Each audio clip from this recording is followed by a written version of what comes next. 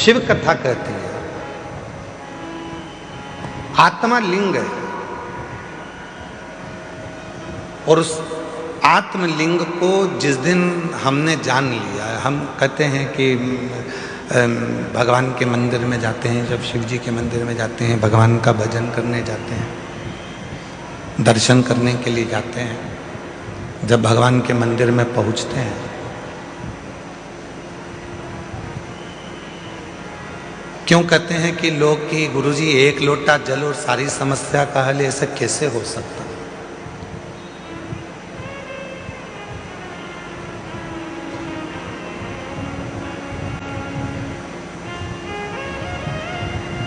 कैसे हो सकता है? शिव महापुराण की कथा कहती है कि वो एक लोटा जल सारी समस्या का हल ऐसे होता है। घर से जब हम जल लेकर चलते हैं तो भगवान देवाधिदेव महादेव के पास में भरोसा लेकर जाते हैं, विश्वास लेकर जाते हैं।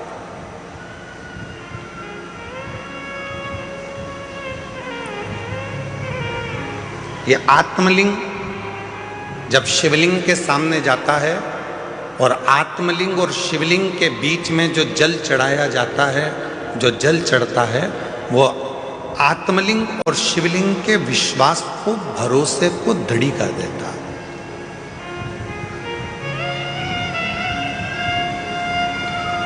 फिर दुनिया का ऐसा कोई काम नहीं रहता जो आप कर नहीं सकते। दुनिया का ऐसा कोई कार्य नहीं होगा जो आप कर नहीं पाओगे, फिर वो कार्य पूर्ण होता ही, वो कार्य सफल होता ही।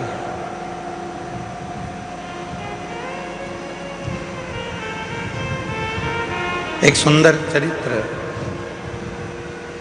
उधर आवाज नहीं जा रही है भाई, आप आवाज खोल रहे हो परंतु वो गूंज रही है, उसको ढीले कम करो क्योंकि वैसे ही वो हॉल है ना, तो गूंज रही है। और आवाज को क्लियर करो। और इधर साइड में आवाज नहीं जा रही, तुम्हारे लड़कों को भेजो उधर सुनने के लिए। उधर भी नहीं आ रही है क्या? उधर भी लड़कों को भेजिए। शिव कथा कह रही है, भगवान देवाधिदेव महादेव का चरित्र कह रहा है, भगवान शंकर की पवित्र कथा कह रही है। शिव को रामचरितमानस में विश्वास कहा, और जब व्यक्ति के जीवन में विश्वास प्रबल हो जाता है, भरोसा दृढ़ हो जाता है, तो उसका कार्य अपने आप सफल होना प्रारंभ हो जाता है। अपने आप वो कर्म भी करता है, मेहनत भी करता है, परिश्रम भी करता है, और शिव पर भरोसा कर कर आगे भी बढ़ता है। पर कभी कभी ऐसा योग भी बन जाता है कि हम मंदिर जाते जाते, भगवान का दर्शन करते करते, भगवान को एक लोटा जल चढ़ाते चढ़ाते, भजन करते करते, कभी कभी ऐसा भी समय आ जाता है कि हमारा मन, एक दिन ऐसा होता है कि अब मंदिर नहीं जाऊं तो अच्छा, बहुत दिन हो गए।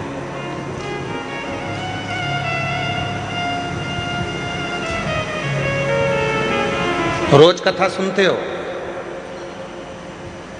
प्रतिदिन कथा को श्रवण करते हो, और कभी कभी मन ऐसा भी कर जाता है कि अब 2 4 8 दिन अभी जरा मैं अभी कथा नहीं सुनूंगी, अभी मैं सीरियल देखूंगी, नाटक देखूंगी, कभी कभी मन करता है।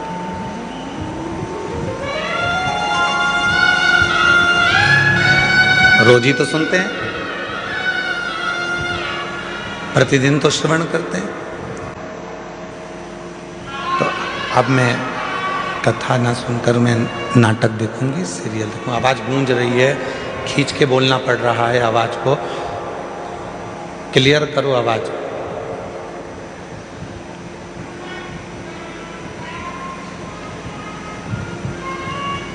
कभी कभी मन कर जाता है ऐसा कि अब मैं, इतने दिन मैंने कथा सुन ली है, इतने दिन में मंदिर चली गई हूँ, इतने दिन मैंने सत्संग कर लिया, इतने दिन मैंने कीर्तन कर लिया, इतने दिन मैंने मंत्र जाप कर लिया है, इतने दिन मैंने नाम जाप कर लिया है, अब मैं थोड़े दिन नहीं करूँगी।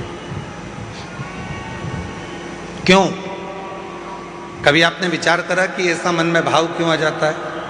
किस लिए आ जाता है? गुरु में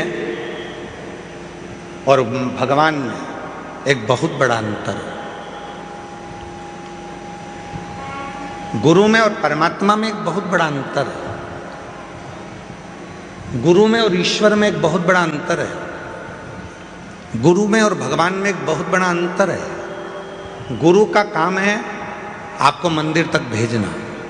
गुरु का काम है आपके हाथ में माला पकड़ाना। गुरु का काम है आपको शंकर के मंदिर तक भेजना। गुरु का काम है आपको कथा तक भेजना। गुरु का काम है आपको भजन तक भेजना।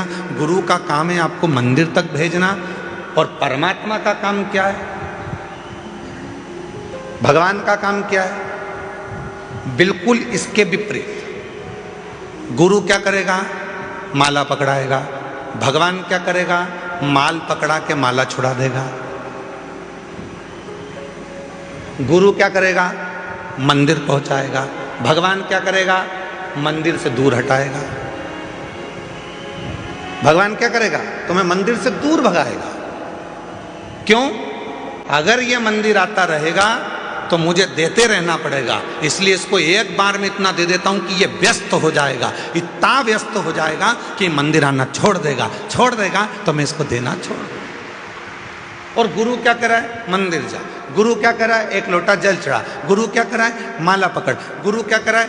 कथा सुनो, रोज सुनो, 15 मिनट सुनो, 5 मिनट सुनो, 10 मिनट सुनो, 15 मिनट सुनो, 20 मिनट सुनो, पर प्रतिदिन कथा सुनो। ये गुरु कह रहा है। और भगवान क्या कर रहा है? इसको आज ऐसी फिल्म में उलझाऊंगा कि आज की कथा पूरी इसकी छुड़ा दूंगा। कथा छूटी वो कहते हैं ना, तू बोला मैं चला, विक्रम बेताल। कथा छुड़ा दो।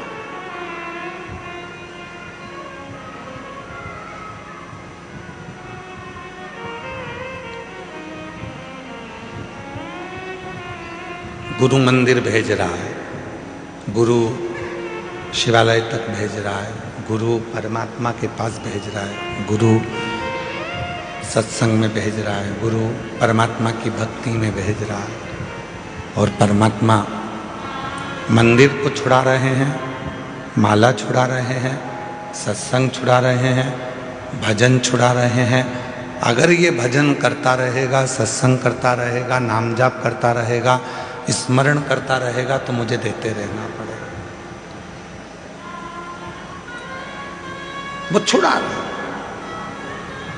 पर मेरी जीजियों, मेरे जीजाओं, मेरी बेटियों, बेटाओं, मेरे बुजुर्ग माँ बाप, एक बात को याद रखना अपनी जिंदगी में, कितनी भी उलझन जिंदगी में आ जाए और कितनी भी दौलत जिंदगी में मिल जाए, आप शंकर भगवान के मंदिर जाना मत छोड़ना। वो तुम्हारी उलझन मिटाना नहीं छोड़ेगा। वो तुम्हें सुख भी देगा, आनंद भी देगा, खुशियाँ भी देगा, सारा वैभव भी देगा, सब कुछ प्रदान करेगा और तुम्हारे जीवन की सारे दुखों को, सारी तकलीफों को, सारे कष्टों को मिटा भी देगा।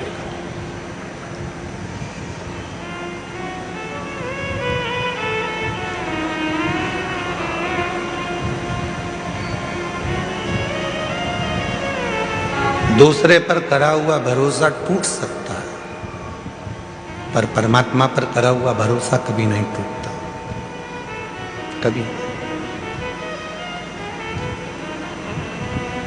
अभी एक सीरियल देख रहे थे आर्य जी, तो किसी ने हमको बताया कि गुरुजी 14 फरवरी को कोई सा डे था और तुम लोगों को ज़्यादा स्मरण में, हमको भी है पर हम बोलना नहीं चाह रहे। एक सीरियल दिखाया था, उसमें एक छोरा उसको कुछ फूल देने गया, उसने उसको लात मारी तो वो शिव जी के मंदिर में पहुंच गया। ऐसा वो छोटा सा सीरियल था।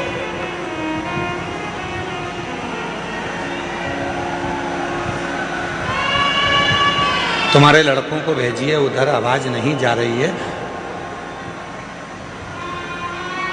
ये आवाज केवल यहीं यहीं गूंज रही है और इधर आसपास में कहीं नहीं आवाज गूंज के हमारे पास आ रही है, पर आवाज पब्लिक में नहीं जा रही है।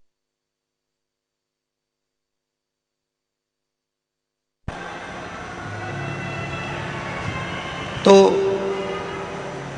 हमने देखा कि उस सीरियल में उन्होंने व्यक्ति लात मारी और लात मारने के बाद वो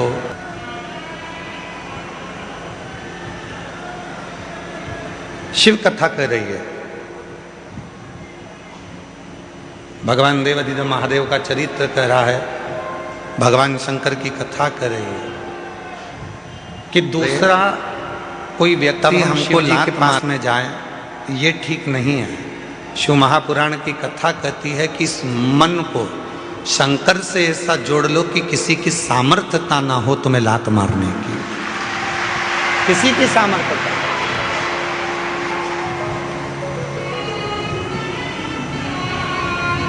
माननीय प्रधानमंत्री जी, भारत सरकार के नरेंद्र भाई मोदी जी ने कहा है कि आत्मनिर्भर भारत हो।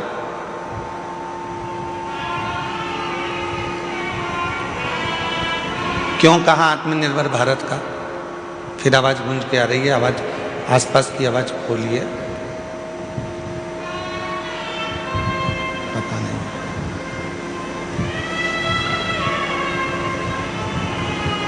क्यों कहा आत्मनिर्भर भारत के लिए।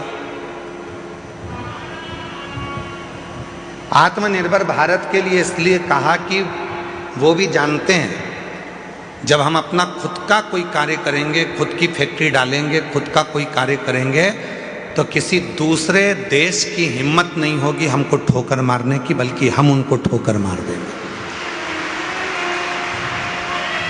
स्वयं निर्माण करें। सभी वाद्य यंत्र जरा शांत रखें।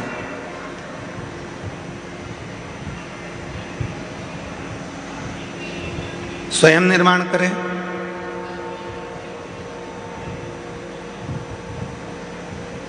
स्वयं अपना कार्य करें, किसी दूसरे की सामर्थ्य ना हो तुमको ठोकर मारने की। आप स्वयं इतने प्रबल बने। शिव महापुराण की कथा कहती है, स्वयं भगवान देवाधिदेव महादेव भगवान शंकर माता पार्वती जी से कहते हैं, पार्वती सुन, जो भक्त मेरे पास में आता है, जो मेरे पास पहुंचता है, एक लोटा जल मुझे चढ़ाता है, मैं उसको धन थोड़ा बाद में देता हूँ, मैं उसको वैभव थोड़ा बाद में देता हूँ, मैं उसको संपदा थोड़ी बाद में देता हूँ। सबसे पहले मैं उसको क्या देता हूँ वो सुन पार्वती। पार्वती जी ने पूछा कि आप सबसे पहले क्या देते हो? आप सबसे पहले क्या प्रदान करते हो? तो शिव जी कहते हैं, मैं सबसे पहले उसको सहनशीलता देता हूं।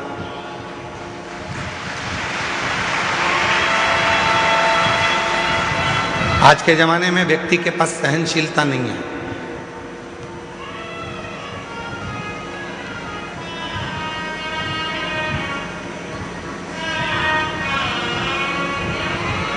कोई किसी की सुनता ही नहीं है।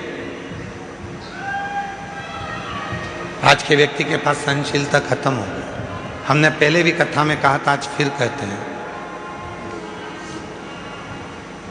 पहले भी हम कथा में बोले थे, आज फिर कहते हैं। बहू कहती है मैं किसी की नहीं सुनूंगी, सास कहती है मैं किसी की नहीं सुनूंगी, बाप कहता है मैं किसी की नहीं सुनूंगा, बेटा कहता है मैं किसी की नहीं सुनूंगा, भाई कहता है मैं किसी की नहीं सुनूंगा, रिश्तेदार कहते हैं हम किसी की नहीं सुनेंगे। तो सुनेगा कौन? सियोर वाला महाराज सुनेगा कौन? मतलब सहनशीलता खत्म हो गई। सहनशीलता पूरी की पूरी चली गई, सहनशीलता समाप्त। आज सहनशीलता नहीं। शिव कथा कर रही है, भगवान शंकर का चरित्र कह रहा है, शिव महापुराण की कथा कर रही है। पार्वती जो मेरे पास में आता है, पार्वती जो मेरे पास पहुंचता है, पार्वती मैं उसको धन देता हूं, पर दूंगा थोड़ा रुक कर, वैभव दूंगा थोड़ा रुक कर, संपदा दूंगा थोड़ा रुक कर, कुर्सी दूंगा थोड़ा रुक कर, प्रतिष्ठा दूंगा थोड़ा रुक कर, पर सबसे पहले मैं उसको देता हूं सहनशीलता। क्यों? क्योंकि जब व्यक्ति को मैं धन देता हूं, व्यक्ति को जब मैं वैभव देता हूं, व्यक्ति को जब मैं सत्ता देता हूं, व्यक्ति को जब मैं संपदा देता हूं, जब वो उन्नति की सीढ़ी पर चढ़ना प्रारंभ करता है, तब लोग उसको ताने देना प्रारंभ करते हैं। उस समय पर उसको सहनशीलता की जरूरत पड़ती है, सहन करने की जरूरत है। शंभु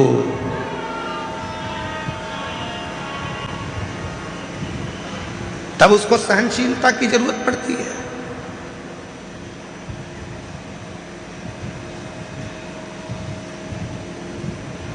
धन दे दिया मैंने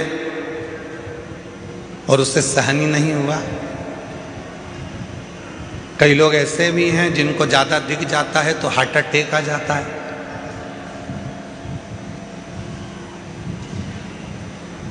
कई लोगों को हमने देखा मीडिया में भी और अन्य न्यूज़ चैनलों पर, कोई व्यक्ति एक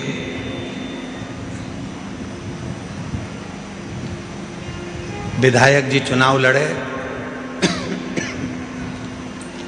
और चुनाव लड़े, जीत गए। इतनी खुशी हो गई, इतनी खुशी हो गई कि सीट पे बैठे बैठे ही निपट गए, सहन नहीं हो पाया।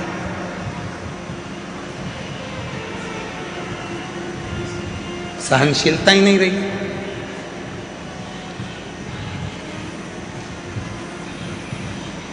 शिव कहते हैं पार्वती में सबसे पहले सहनशीलता देता हूं।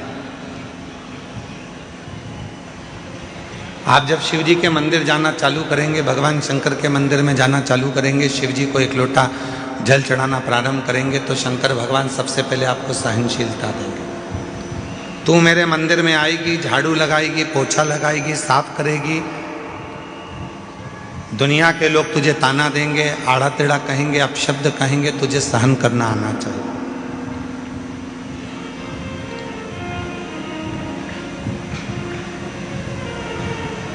तुझे सहन करना आना चाहिए।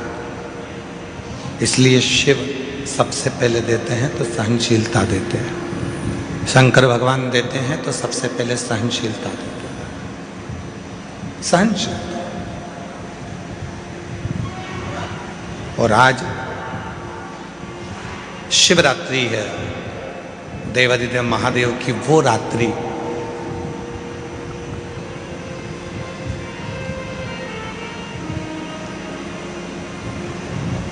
तमिल के 63 संत ऐसे हुए,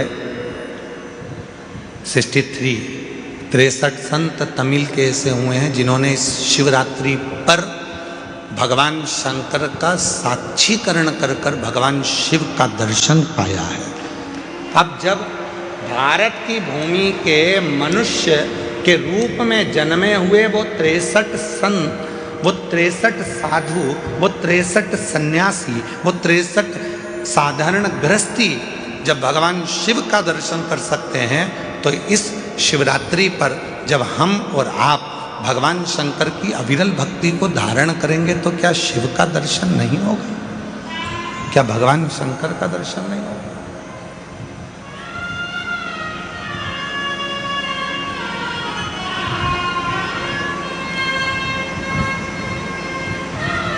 बस उसको भजने का तरीका है, उसके स्मरण का तरीका है। कई लोग कहते हैं क्यों गुरुजी आप दिन भर बैठे बैठे अपनी कथा में बेलपत्री ऐसे चढ़ाना, बेलपत्री की नोक ये डंडी ऐसी रखना, दुर्वा ऐसे चढ़ाना, पानी ऐसे चढ़ाना, फूल ऐसे चढ़ाना, चावल का दाना ऐसे चढ़ाना, ये सब चीज़ें आप बताते रहते हो, सब चीज़ें आप बताते हो, तो क्या इसका फर्क पड़ता है कि बेलपत्री की डंडी इधर रखेंगे तो इसका फर्क पड़ेगा, दुर्वा को ऐसे रखेंगे अशोक सुंदरी पर तो इसका फर्क पड़ेगा, चावल का दाना ऐसे रखेंगे तो उसका फर्क पड़ेगा, लाल चावल का दाना चढ़ाओगे तो उसका ऐसा फर्क पड़ेगा, सफ़ेद चावल का दाना चढ़ाओगे तो उसका फर्क ऐसा पड़ेगा? क्या इसका फर्क पड़ता है? क्यों नहीं पड़ता? डॉक्टर भी तो दवाई देता है, डॉक्टर बोल देता है कि ये सारी दवाई ले जाओ, ये भी लेके जाओ, ये भी लेके जाओ, ये भी लेके जाओ, सब एक साथ खजाना, एक साथ उसको खा लो। डॉक्टर भी कहता है ये वाली दवाई खाली पेट लेना, ये वाली दवाई नाश्ते के बाद लेना, ये दवाई भोजन करने के बाद लेना, ये दवाई रात्रि को सोने से पहले लेना, और सुनो अगर ज़्यादा तकलीफ हो तो ये वाली दवाई इस समय पर ले लेना। अगर तुम्हें लग रहा है कि शरीर में कष्ट है, तुम्हें लग रहा है शरीर ठीक नहीं है, तो ये वाली दवाई लेना और रात्रि को लेके और दूध से लेना। तुम्हें बताए कि ये दवाई ऐसे लेना, को क्या पड़ी, ये दवाई वैसे लेना, इस दवाई को ऐसे लेना। जैसे दवाई लेने का तरीका होता है, और अगर हम उस डॉक्टर के बताए अनुसार दवाई नहीं लेते तो हमारा शरीर में रोग ठीक नहीं होता है। तुम चाहे फिर पूरी दवाई एक साथ खा लो तो उससे रोग ठीक नहीं होगा। पर जैसा डॉक्टर ने कहा है, जैसा डॉक्टर ने बताया है, जैसा डॉक्टर ने कहा है कि समय समय पर ऐसे ऐसे लेना पड़ेगा तो उसका फल मिलेगा, उसका फल प्राप्त होगा। उसी तरह शिव महापुराण में भी वर्णन किया गया, भगवान शंकर की कथा में वर्णन किया गया कि बेलपत्री कैसे चढ़ाना है। शिवरात्रि पर बेर का महत्व कितना है, कितना महत्व। प्रकृति के देव अधिदेव महादेव को प्रकृति की ही वस्तुओं से रिझाया जा सकता है।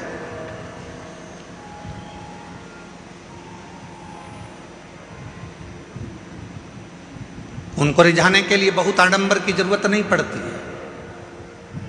3 मित्र थे, तीनों में झगड़ा हो गया और तीनों भगवान के लिए झगड़ लिए। एक बोले मेरे राम जी बड़े, एक बोले मेरे भगवान कृष्ण बड़े, एक बोले मेरे शंकर जी बड़े। पर शिव महापुराण की कथा कहती है कि हमारे यहाँ देवताओं में भेद नहीं होना चाहिए,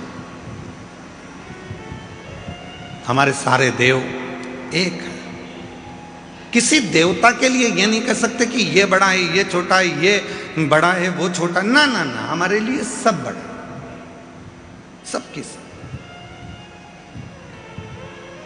पर 3 दोस्त थे, लड़ लिए। अब विवेक नहीं होवे, बुद्धि ना होवे तो झगड़ा हो जावे। तो तीनों ने लड़ाई कर ली। तो तीनों ने विचार करा, देखो मेरे राम बड़े, वो बोला मेरे कृष्ण बड़े, वो बोला मेरा शिव बड़ा। तीनों में झगड़ा हुआ और तीनों देवता एक ही हैं। चलते हैं। अब तीनों ने भगवान जंगल में देखो सबसे पहले किसके आते गया। एक ने बुलाया, हे अयोध्या नरेश, हे मेरे अवध के राजा, हे मेरे राजा धीराजा, अवध नरेश, अयोध्या के राजा मेरे राम जी, जल्दी आइए, आपका दर्शन कराना है मेरे दोस्तों को। राम जी नहीं आए। थोड़ी देर बाद वो भगवान कृष्ण का भक्त वो पुकारने लगा, हे द्वारकानाथ, हे ब्रज के राजा, हे द्वारकाधीश, जल्दी आइए, मेरे दोस्तों को दर्शन कराना। भगवान ने। और थोड़ी देर बाद तीसरा नंबर का जो दोस्त था उसने एक जमीन पे से कंकर उठाया, हाथ पे रखा, ओ भोला जल्दी आ जा, पार्वती बुला रही है। शंकर जी तुरंत प्रकट हो गए।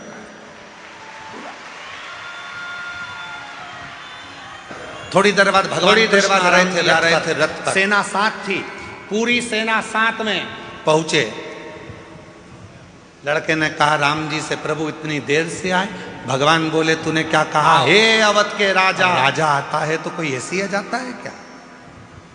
राजा आता है तो पूरी प्रजा को लेकर आता है। राजा आता है तो सेना साथ में लाता है। राजा आता है तो पूरी व्यवस्था के साथ आना पड़ता है, इसलिए पहले व्यवस्था करी फिर आया।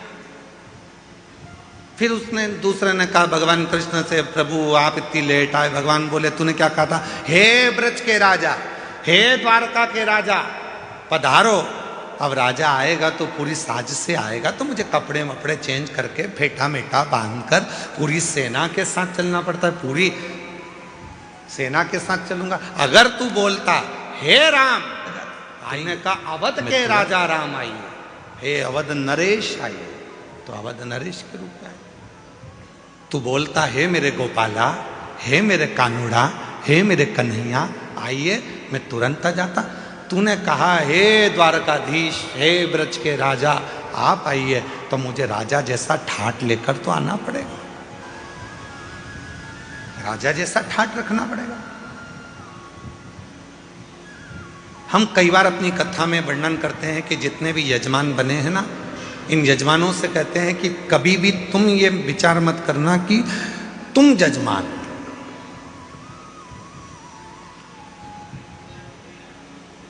बुद्धि से निकाल दो कि तुम जजमान। तुमने ये सोच लिया कि मैं जजमान हूं, मेरे भोजन की व्यवस्था ऐसी करना चाहिए, मेरे रुकने की व्यवस्था ऐसी करना चाहिए, मेरे लिए गादी ऐसी लगाना चाहिए, मेरे लिए इस तरह का सोफा लगाओ, मेरे लिए ऐसी कुर्सी लगाओ। तुम्हें मालूम नहीं है मैं मुख्य यजमान हूं। मैं छोड़ दो कि तुम जजमान। जजमान बनाया किसने? उसने। बिठाया किसने? उसने। कृपा किसने करी? उसने। तो तुम उससे कहो कहीं हमारे माँ बाप की कोई कृपा हुई होगी, कहीं मेरे पूर्वजों ने एक लोटा जल ज्यादा चढ़ाया होगा, जो आज भगवान ने मुझे यजमान बनाकर बिठा दिया। त्याग।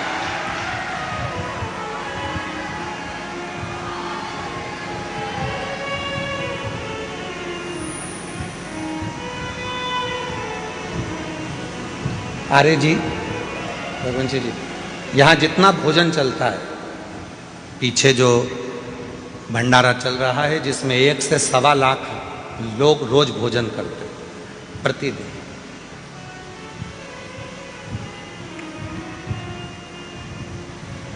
उसमें एक भी रसीद लेकर किसी भी सीहोर वाला हो, चाहे बाहर वाला हो, चाहे दुनिया का कोई सेठ हो, दुनिया का कोई सेठ हो, जितने कथा सुन रहे हैं उन सबके लिए कहूँगा, कोई नहीं कह सकता कि सीहोर वाले महाराज के यहाँ से कुबेरेश्वर धाम से कोई आया था और हमने घी का पीपा दिया था या तेल का डब्बा दिया था।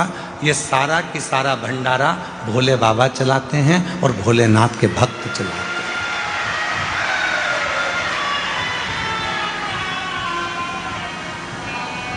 हैं। एक भी सीहोर जिला हो, चाहे बाहर का पूरा भारत की भूमि के जितने सेठ सुन रहे हैं वो भी एक नहीं कह सकता कि हम कुबेरेश्वर धाम पर भंडारा होता है तो हम उसमें 5 लाख देते हैं कि 1 लाख देते हैं कि 50,000 देते हैं कि 21,000 देते हैं कि 2 लाख देते हैं कि 10 लाख देते हैं कि 8 लाख देते हैं। कोई नहीं कह सकता, क्योंकि कुबेरेश्वर धाम का कुबेरेश्वर महादेव है।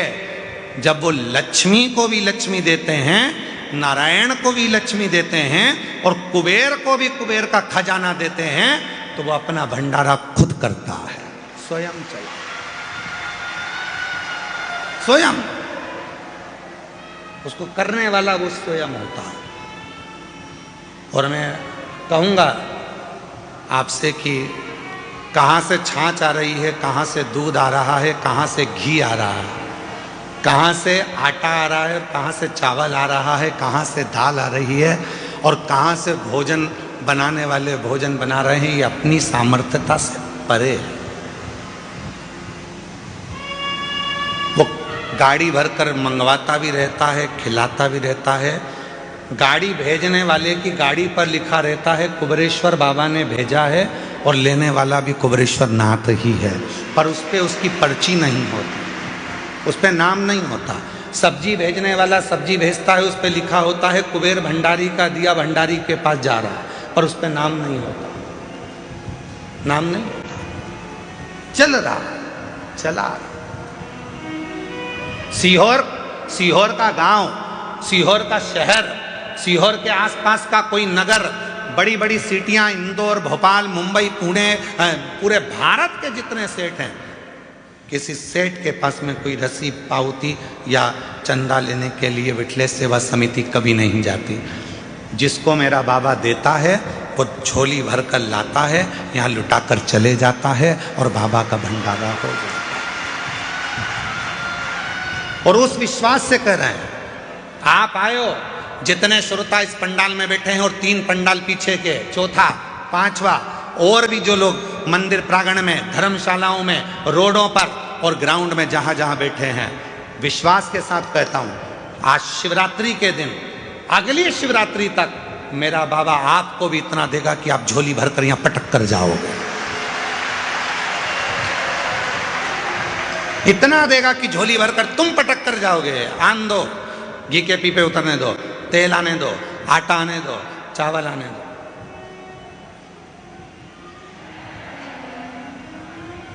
वो करुणा सा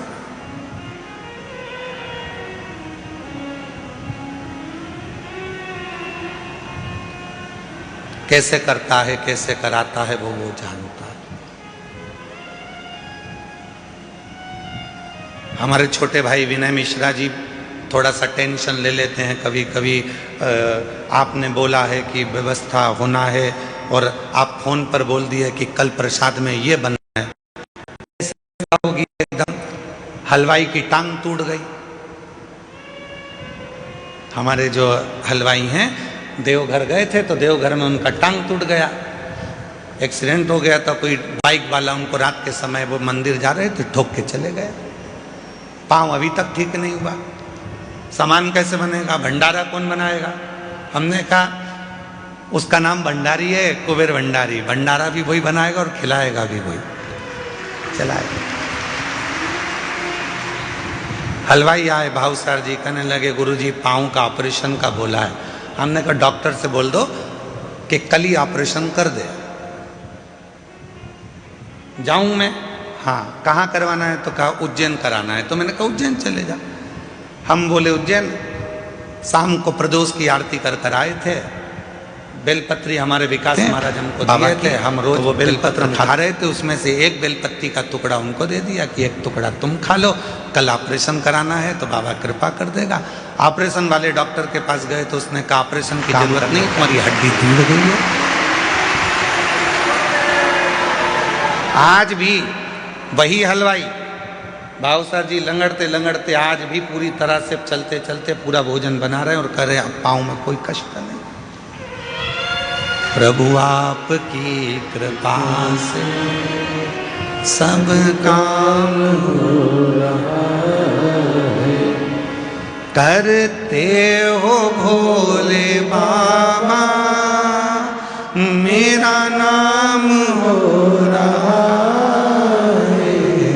भोले आपकी कृपा से सब काम हो रहा है, शंभु आपकी कृपा से सब काम हो रहा है। और वो तुम बाबा के धाम में पटक कर वो तुमको देगा।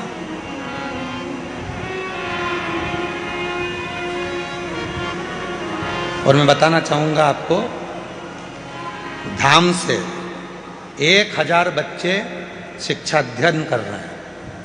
जिस कॉलेज में उनको पढ़ना है, जिस स्कूल में पढ़ना है, उनका पता करा जाता है कि उनके माँ बाप के पास में कुछ नहीं है तो उनका पूरा पढ़ाई का खर्चा धाम उठाता है। ऐसे 1000 बच्चे जिनकी शिक्षा कुबेरेश्वर धाम करा।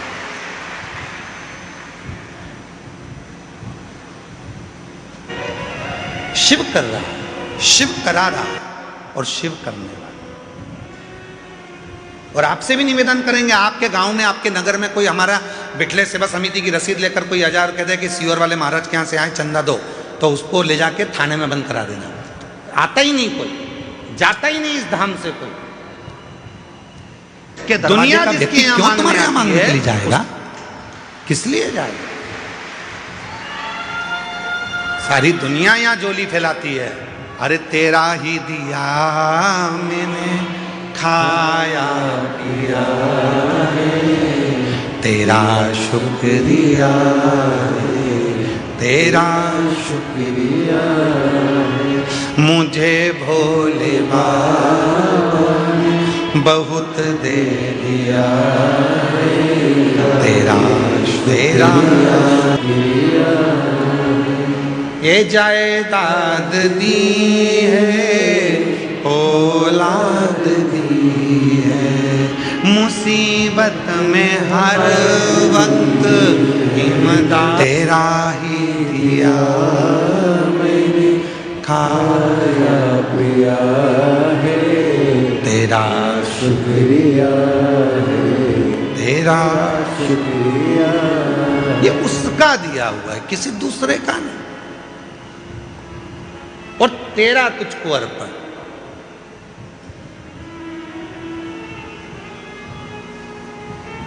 तमिल के 63 भगवान शंकर के शिव भक्तों में एक भक्त है सुंदर, जिसका नाम है सुंदर।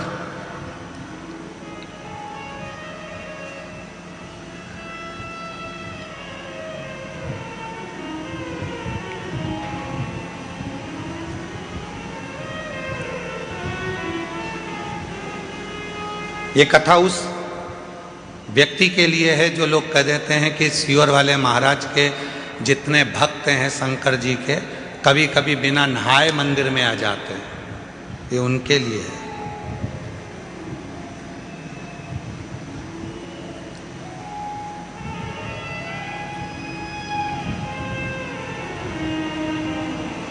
और जितनी बात बोली जा रही है सब पुराणोक्त है, पुराणों में से। शिव महापुराण की व्यासपीठ से कोई भी बात बिना पुराण की एक भी नहीं निकलती। पुराण के अंश में से तमिल की शिव संप्रदाय की पुराण को निकालिए, उसमें सुंदर भगत का चरित्र आएगा। सुंदर भगत, जिसका नाम है सुंदर। 63 भक्तों में से एक भक्त हैं सुंदर भगत। छोटे थे, बचपना था, 5 साल की उम्र थी। माँ रोज शिव की आराधना करती थी, शंकर की साधना करती थी, शिव मंदिर में जाती थी, बच्चे को साथ ले जाती थी।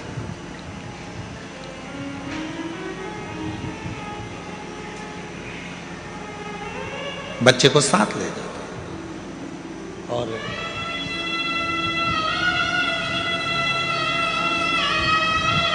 बच्चा नहाता भी नहीं, मुख धोता भी नहीं, मां के साथ चले जाता।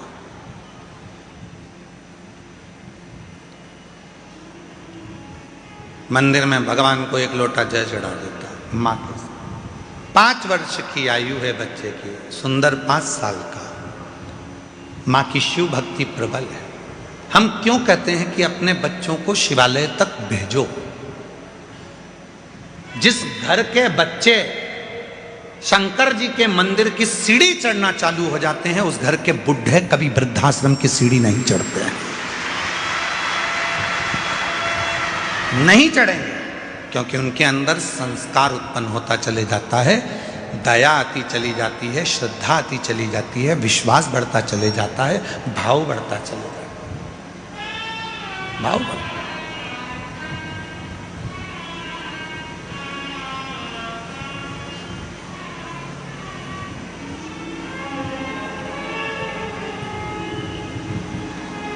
और देख लिया संसार हमने, देख लिया सब मतलब के यार हमने, देख लिया। जब दुनिया साथ छोड़ती है तब देवाधिदेव महादेव साथ। एक बच्ची का एक पत्र है,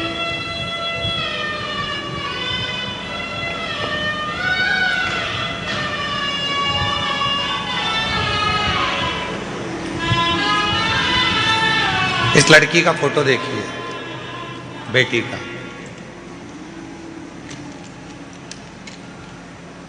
फिर पत्र पढ़ेंगे, एलईडी पर चल रहा है। इस बेटी का फोटो देखो, फिर अपन इस पत्र को पढ़ेंगे। इसकी दोनों आंखें नहीं है, नेत्रविहीन है ये बेटी। चल गया पत्र। कल एक यहाँ सामने भी टीवी लगाओ तो दिखा, थोड़ा सा मालूम पड़े तो ठीक है।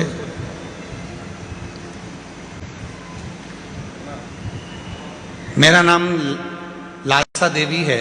मैं बिहार में बक्सर जिला बनापुर की रहने वाली हूँ। एक लोटे जल का क्या बखान करूं गुरुदेव। जल सारी समस्या का हल है। मेरी बहन की लड़की आंख से देख नहीं सकती है और वह बचपन से ही क्रिकेट में रुचि रखती है, क्रिकेट खेलती है, आंख से देख नहीं सकती है पर क्रिकेट में रुचि रखती है। पिछले वर्ष में जब यहाँ आ रही थी तो मेरी बहन की बेटी ने कहा, मासी मुझको भी कुबेरेश्वर धाम ले चल। मैंने उससे कहा तू देख नहीं सकती तो वहां जाकर करेगी क्या। मैं कथा सुनती हूँ, महाराज कहते हैं कि यहाँ का कंकर शंकर है, उस कंकर को मुझे छूना है। मैंने सुना है वो कंकर जो छूता है उसकी किस्मत पलट जाती है। हो सकता है कि मेरी भी किस्मत पलट जाए, हो सकता है। मुझे मासी तू ले चल। मैं मेरी उस बहन की लड़की को रुद्राक्ष अभिषेक में पिछले वर्ष यहाँ लेकर आ गई। पंडाल में पीछे बैठकर हम कथा सुने। दुनिया के लोग हमसे आकर पूछते थे कि तुम जमीन पर बैठे हो तो तुमको कंकर चुभ रहे होंगे। हम जितने भी मीडिया वाले आते थे उनसे एक ही बात कहते थे कि यह कंकर नहीं है, मेरे पिता की गोद है जिसमें बैठकर मैं कथा सुन रहा हूं। और यही कंकर के लिए तो मैं यहां आई हूं। मेरी बहन की लड़की जो आंख से देख नहीं सकती थी उसने भी यही जवाब दिया। और आज मेरी बहन की बेटी एक कंकर लेकर चली गई और बाबा की ऐसी कृपा हुई कि उसका इंडिया टीम में सिलेक्शन हो गया। इंडिया टीम में सिलेक्शन हुआ और 23/11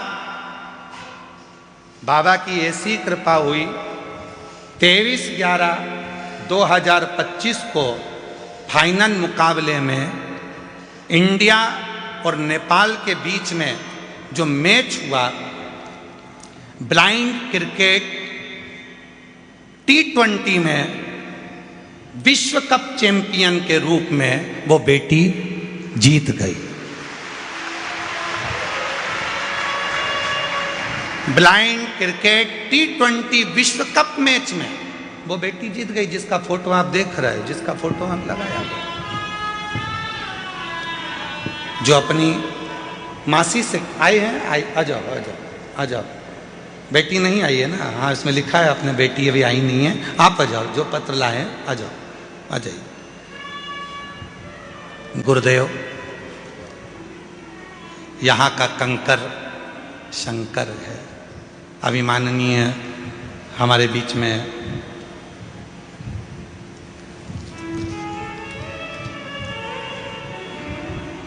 डॉक्टर उमाशंकर जी पांडे जी जल योद्धा के रूप में जो यहाँ विराजमान है, वो बता रहे थे कि शिव कंकर है। आर्य जी ने ये बात कही कि शंकर को कंकर के रूप में जाना जाता है और कंकर ही शंकर है। कहाँ आए हो आप? जम के बोलो। अपने पिता के घर में। बहुत सारे तुम्हारे पास में माइक ले लेके आएंगे, पूछेंगे भी कैसा लग रहा है, धूप बहुत तेज पड़ रही है, कुछ बोलोगे? कंकर चुभ रहे हैं उसके लिए तो बोल दो, धूप लग रही है उसके लिए तो बोल दो। बहुत सारे पूछेंगे। पर बेटी भले झोपड़े में अपने बाप के घर रहती हो, पर बाप का घर ही अच्छा लगता है, मायका ही अच्छा लगता है।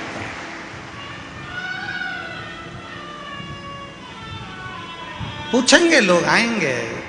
कोई तकलीफ हो रही होगी तुमको, बोलो ना, तकलीफ बोलो। वो बोल देती है कि तकलीफ है, तुम प्रश्न करने आते ही काहे को? ये हमारे बाप का घर है। पिया के घर में, पति के घर में तो मैं आराम से डनलप के गद्दे पर सोती हूँ और 8 बजे उठती हूँ, और यहाँ तो मुझे 25 बार सोचना पड़ता है, खाली मिलेगी क्या, जाऊं क्या?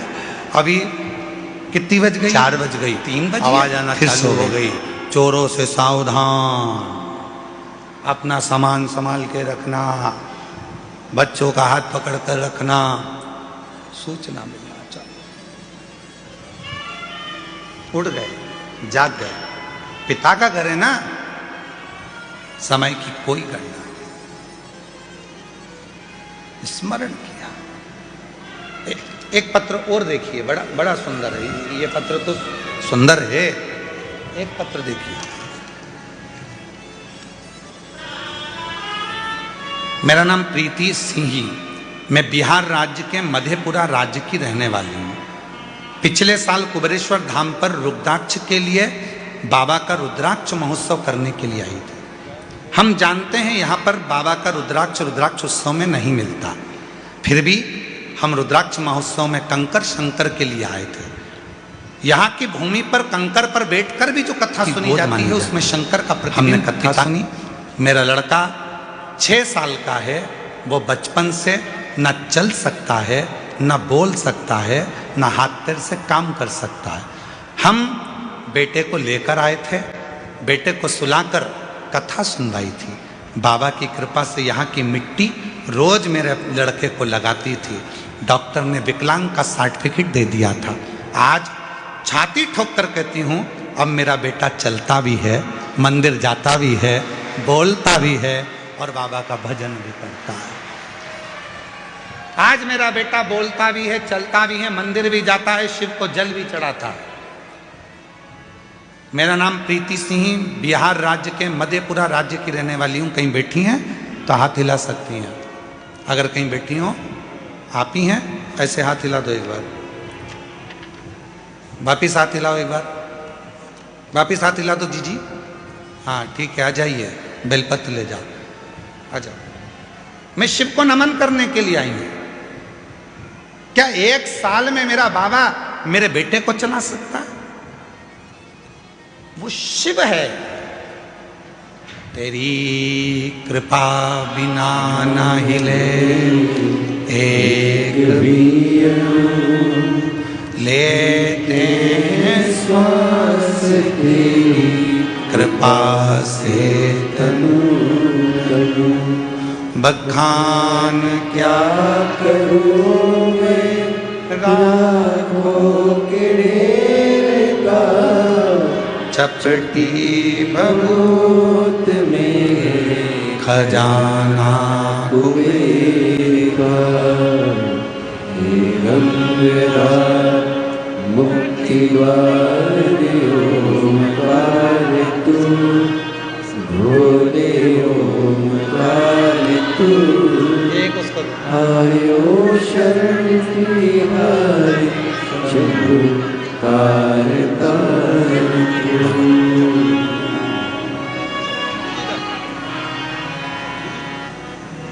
वो क्या देगा, कब देगा, कैसे देगा, ये उसके ऊपर निर्भर करता है। सियोर वाले महाराज के पास में ना भभूति है, ना बेल है, ना कुछ है, ना कुछ है। उसके पास में तो कुछ भी नहीं है। हमारे पास में तो केवल एक चीज है, श्री शिवाय। एक लोटा जल घर पे शिव को चढ़ाओ, मंदिर जाओ, कुबेरेश्वर धाम पर आओ तो कंकर शंकर की भूमि पर कहीं पर भी बैठकर 5 कंकर उठाकर उसकी आराधना साधना, उससे प्रार्थना दिल से कर लो, वो तुम्हें दिल से देकर भेजते हैं, दिल से।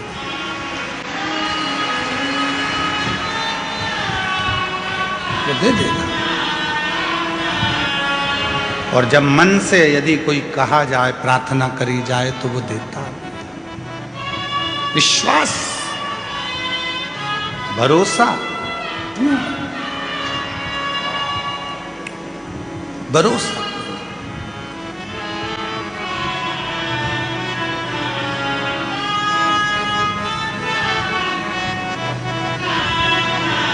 लोग कहते हैं कि इतनी भीड़ होती है कुबेरेश्वर धाम पर, इतनी भीड़ होती है कुबेरेश्वर धाम पर, इतनी भीड़ होती है।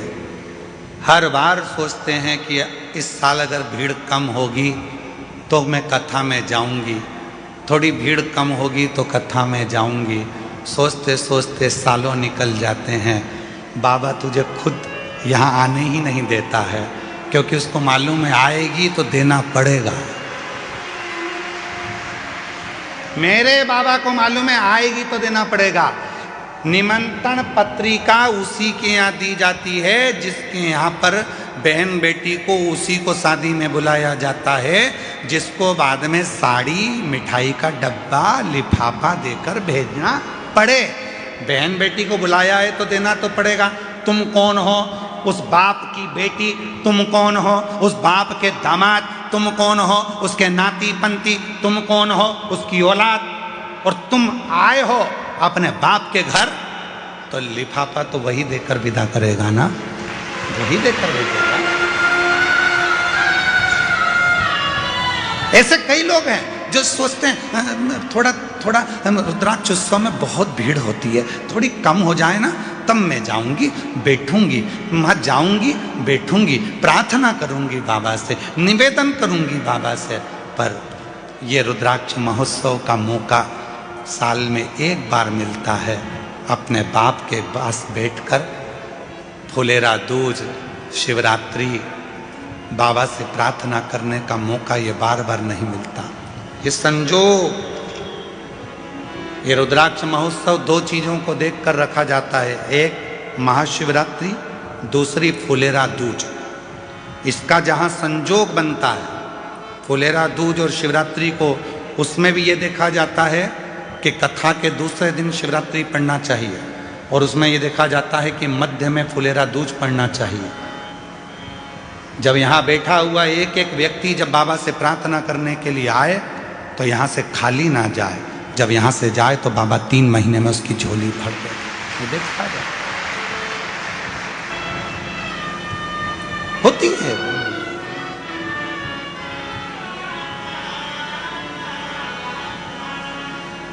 कितने पत्र हैं, ढेर ढेर। एक पत्र में तो एक बहन ने लिखा,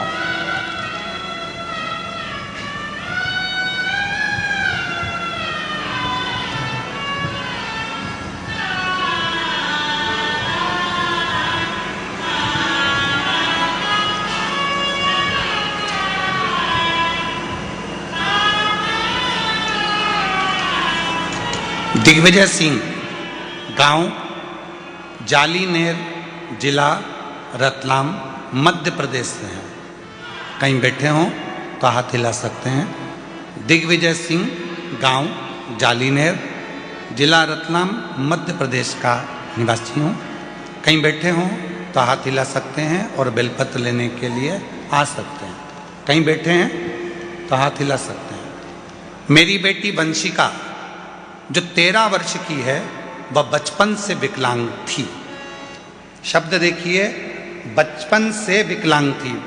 टीवी पर कथा में आप पत्र पढ़ सकते हैं। गुरुदेव, मैंने उदयपुर, अहमदाबाद, इंदौर के आसपास बहुत से अस्पताल में दिखाया, लेकिन कहीं से कुछ फर्क नहीं पड़ा। फिर मैंने शिव महापुराण जो भाटापारा की 3 दिवसीय एवं सिंगरौली की 4 दिवसीय कथा मैंने अपनी बेटी को टीवी के माध्यम से सुनाई और शिव उपासना की।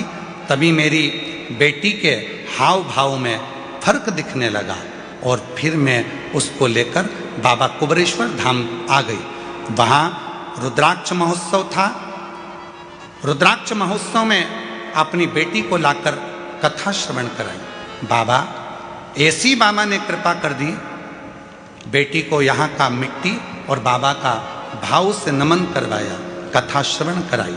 और आज बाबा को मैं धन्यवाद देने के लिए आई हूँ कि मेरी बेटी का शरीर, जो कि 13 साल की बेटी थी, वो काम नहीं करती थी, विकलांग थी, आज मेरी बेटी का शरीर, हमने यहाँ का बाबा का रुद्राक्ष बाद में ले जा कर दिया। टीवी पर कथा सुनाना प्रारंभ करी। मंदसौर के पंडाल में भी उसको कथा सुनाई और आज ऐसी कृपा बाबा ने कर दी, आज उसने चलना फिरना चालू कर दिया और बाबा की कृपा से उसकी आवाज भी वापस आ गई। ये शिव है जो 13 साल तक न चली है, 13 साल से विकलांग है, ना हाथ चलता है, ना पांव चलता है, ना शरीर चलता है। कहीं बैठे हों, मेरा नाम दिग्विजय सिंह, गांव जालीनेर, जिला रतलाम, मध्य प्रदेश का निवासी हूँ। गुरुदेव, एक लाइन देखिए कितनी सुंदर लिखी है। गुरुदेव, आज वह खुद चलकर शिव मंदिर जाती है और शिव जी को जल अर्पित करती है। गुरुदेव, मैं और मेरी बेटी आज पंडाल में ही कथा सुनने के लिए आए हैं। कहीं बैठे हो तो आ सकते हैं। श्री दिग्विजय सिंह, गांव जालीनेर, जिला रतलाम, मध्य प्रदेश से हैं। आ जाओ, आ जाओ।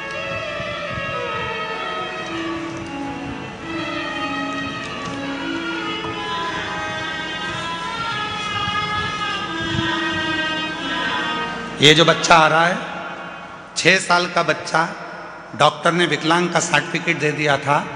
चल नहीं सकता था, बोल नहीं सकता था, पलंग पर पड़ा रहता था, हाथ पैर नहीं चलते थे, राल टपकती रहती थी और उठ नहीं सकता था। उसको माँ गोदी में लेकर आई थी। आज वो चलकर आया है कुबेरेश्वर धाम पर। जोरदार गर्जना होना चाहिए तालियों की।